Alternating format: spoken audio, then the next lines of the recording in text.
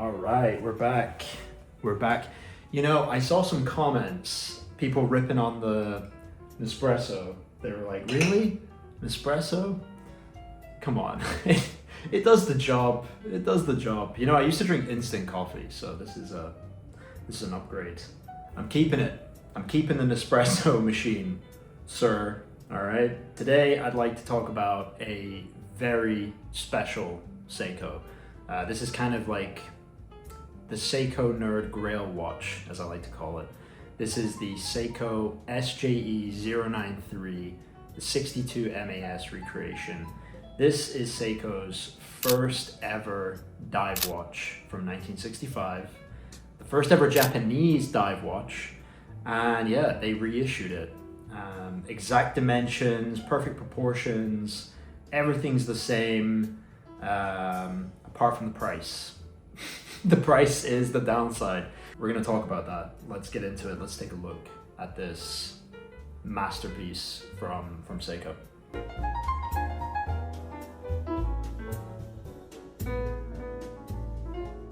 Okay, here it is. The Grand Seiko. Okay, it's not a Grand Seiko. It's a Seiko, but it might as well be a Grand Seiko because look at how beautiful this is. This is the Seiko SJE093, the 62 MAS reissue, and man, this thing is just beautiful. The reissue of Seiko's first ever dive watch in perfect proportions for the first time. This is a 38mm watch, comes in at an amazing 12.5mm thickness. Has a lug to lug, very restrained. I think it's about 46 millimeters. Just wears like a dream. I mentioned this is the first time that Seiko have reissued this with the exact sort of dimensions, because this is not the first time that Seiko have reissued the 62 MAS. They've done it before with watches like the SLA 017 back in 2017, the SLA 037 in 2020, the SLA 043 again in 2020, and now the SJE 093. They released this in 2023. I picked this up. And it is beautiful. So I had been very tempted over the years. I think the first one that I saw was in 2020 that was available. That SLA 037 with that beautiful, sort of like a blue-gray dial. Very, very nice watch. But I had been tempted to buy some of these previous reissues, but it was always the dimensions. Like the dimensions were just too much for me. It was about 40 mil, but really it was the thickness, because a lot of these watches, they had thicknesses of like up to 14.7 millimeters. Like they are very, very chunky watches. So I held out hope. I thought one day Seiko, because they keep doing this, right? Seiko will probably do another reissue. And I'm hoping that they slim down that case massively, and I'm hoping that they actually give us the vintage dimensions. And that's exactly what they've done here. So they took it all the way from 14.7 mil, almost 15 millimeters thick, all the way down to 12.5. And you can see here that the back kind of almost like bubbles out, but at certain angles with the way they've designed the case shape here, it looks incredibly thin. Wears incredible with those vintage dimensions. So yeah, when Seiko released this in 2023, I was like, I felt like my patience had been rewarded, and I was like, I have to grab one of these. This thing is just stunning. It's Seiko at its best. It's Seiko pulling out all the stops. The thing just wears like a dream. Looks amazing. I love the beautiful gray sunburst dial, which really just pops. The bezel almost looks like ceramic, but it's not ceramic. It's basically a hard coated stainless steel, and they use this very high-end inky glossy coating for the bezel, which gives it this beautiful pop. Yeah, just incredible. framed date window, very tastefully done.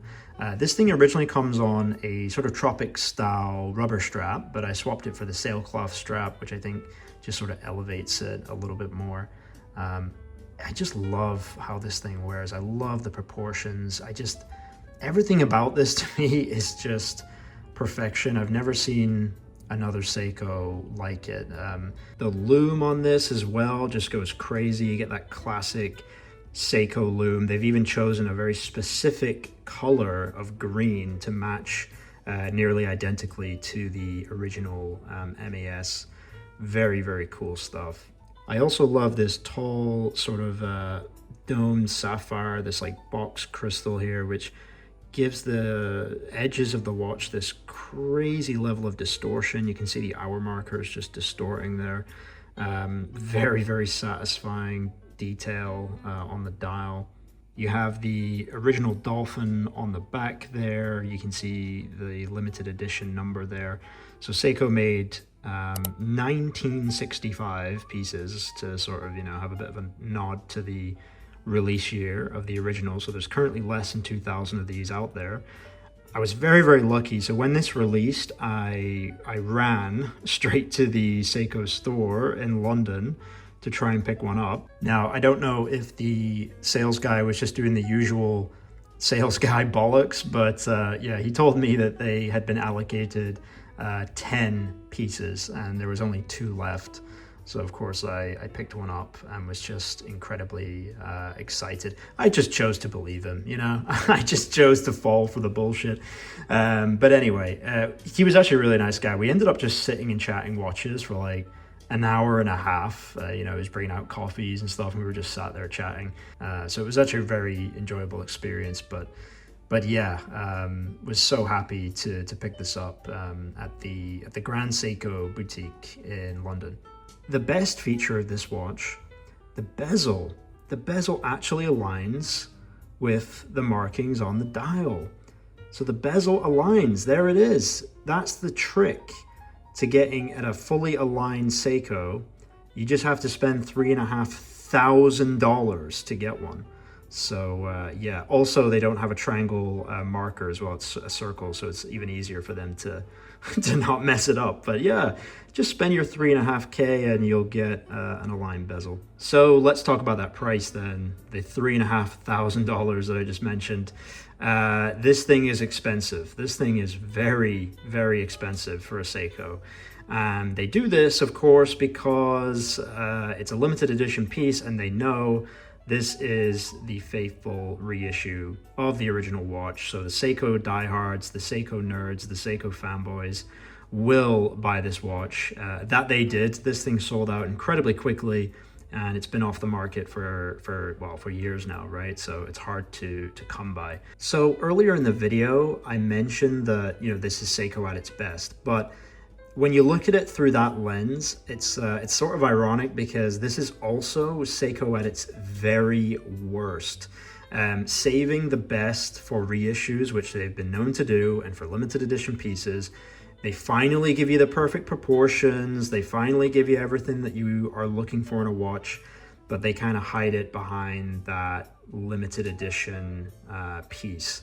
So ironically, this is Seiko's most faithful reissue of the original watch, and yet at the same time it's not, because it's a premium watch. It's a super, super expensive, for a lot of people, unattainable watch, which is not what Seiko is all about. So it's simultaneously the brand pushing the limits and showcasing what they can do, pulling out all the stops, but at the same time it's showcasing what Seiko is not supposed to be about. Seiko is supposed to be about affordable pieces, accessible to the masses. Everyone who wants one can get one. That's what the original watch was. That's what Seiko as a brand is supposed to be all about. And unfortunately, this is not that.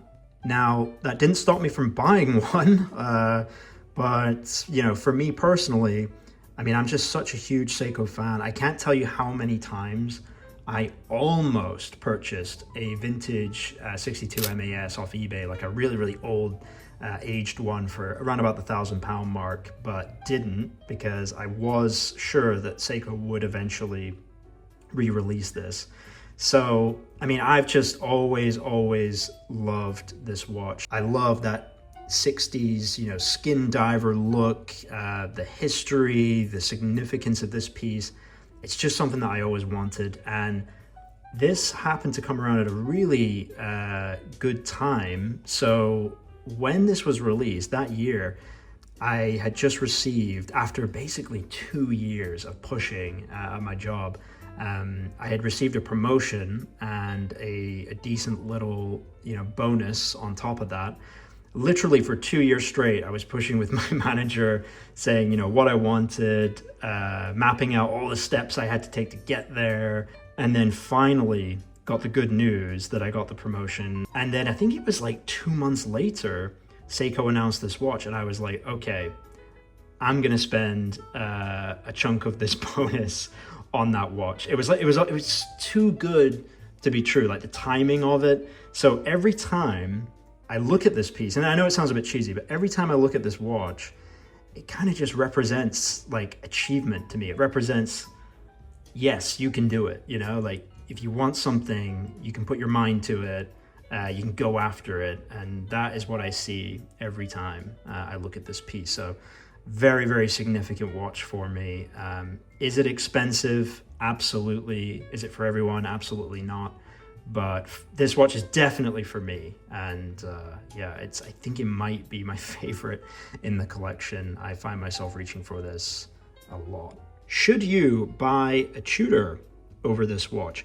I have a 58 here, Black Bay 58, but the closest would probably be a Black Bay 54 with its 37mm dimension. I've seen this debate a lot online. Which one should you get? I'm gonna tell you the answer to the question. It's very simple. If you find yourself debating that question, right? If you find yourself going down the spec sheet of the Tudor and comparing it to the Seiko, get the Tudor, 100%. If you find yourself in that dilemma, get the Tudor. It's a better value watch. This watch, if you're in that scenario, this watch was never for you. Like, it just wasn't. This watch is for the person who was always going to buy the Seiko. This watch is for the Seiko diehard. This watch is for, you know, the person who just had to have a 62 MAS recreation in the collection. It's for that person who had to have the first ever Japanese dive watch. If you find yourself running through specs, get the Tudor. What about if you like this watch, you like the look of it, you like the vibe, but you don't want to spend the money? Well, fortunately, there are some incredible alternatives out there. So I think the most popular one would be the SPB 143. That watch is incredible, has the same kind of gray sunburst dial, just a beautiful piece. And honestly, I've tried this watch on many times. It is stunning. It is so good. So if you want this watch, but you don't want to pay the price, that, in my opinion, is the one to get. I would highly recommend buying one secondhand, because let's say one of those watches retails close to $1,000, you'll be able to pick it up on the used market for much closer to $500. And at that price, I mean, it's a steal. There you have it. Just a beautiful, stunning piece. I cannot tell you how much I love having this in the collection. I'm so grateful to own this. And yeah, probably my favorite, if not my top 2 in the collection. By the way, off topic, but if you do find yourself going to Japan, get yourself one of these. This is a Goshin book. Whenever you go to a temple there, you can get a stamp in the book, and it just makes for an amazing souvenir when you get back. These things are incredibly cool. If you're ever in Japan, you're doing some watch shopping, get yourself one of these as well. Very cool. That's off topic, but you know, I thought I'd throw that in there. All right, guys, I think I'm gonna wrap it there. Thank you so much for watching, as always. I know this wasn't like a in-depth look at the specs and the history, but I just feel like there's a million videos on YouTube and other channels that do that way better than I could. And chances are, if you've looked up this watch, you've probably already heard all that stuff, so I didn't want to bore you. Thank you so much, as always, for watching. If you do want to like, subscribe, feel free to do that. You don't have to, of course, no pressure. And yeah, I'll see you in the next one. Cheers.